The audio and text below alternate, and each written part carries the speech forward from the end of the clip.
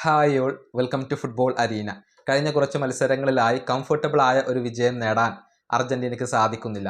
Cape Verde, Egypt, Switzerland ഈ 3 ടീമുകൾക്കെതിരെയും ഒരൽപ്പം struggle അനുഭവിച്ചുകൊണ്ടാണ് Argentina വിജയിച്ചിട്ടുള്ളത്. ഇത് സ്കലോണിയും മെസ്സിയും ഒക്കെ സമ്മതിച്ച ഒരു കാര്യം കൂടിയാണ്. ഇപ്പോൾ സ്കലോണിക്ക് ചില വിമർശനങ്ങളൊക്കെ ഏൽക്കേണ്ടി വരുന്നുണ്ട്. പ്രത്യേകിച്ച് യുവതാരങ്ങളെ കൃത്യമായി ഉപയോഗപ്പെടുത്താത്തതിലാണ് വിമർശനങ്ങൾ ലഭിക്കുന്നത്. നിക്കോ പാസ്, വാലന്റീൻ ബാർക്കോ, അതുപോലെ തന്നെ ജൂലിയാനോ സിമിയോണി തുടങ്ങിയ ഒരു പിടി മികച്ച യുവ പ്രതിഭകൾ അർജന്റീനയുടെ ബെഞ്ചിൽ ഇരിക്കുന്നുണ്ട്. അവരെ ഉപയോഗപ്പെടുത്താൻ സ്കലോണി തയ്യാറാകുന്നില്ല എന്ന ഒരു വിമർശനമാണ് ഇപ്പോൾ ലഭിക്കുന്നത്. അതിനുള്ള മറുപടി സ്കലോണി തന്നെ നൽകിയിട്ടുണ്ട്. അതായത് ആവശ്യം വരുമ്പോൾ അവരെ ഉപയോഗപ്പെടുത്തും എന്നാണ് സ്കലോണി ഇപ്പോൾ വ്യക്തമാക്കിയിട്ടുള്ളത്.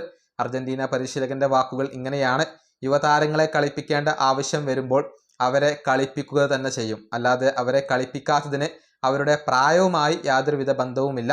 ഫ്ലാക്കോ ലോപ്പസ് ഇന്നത്തെ മത്സരം കളിച്ചു എന്നുള്ളത് മാത്രമല്ല, മികച്ച പ്രകടനം നടത്തുകയും ചെയ്തു. ഓരോ മത്സരത്തിലെ സാഹചര്യങ്ങളെയും ആ മത്സരത്തിലെ സ്ഥിതിഗതികളെയും അടിസ്ഥാനമാക്കിക്കൊണ്ടാണ് ഏതൊക്കെ താരങ്ങളെ കളിപ്പിക്കണം എന്നുള്ളത് ഞങ്ങൾ തീരുമാനിക്കാറുള്ളത്.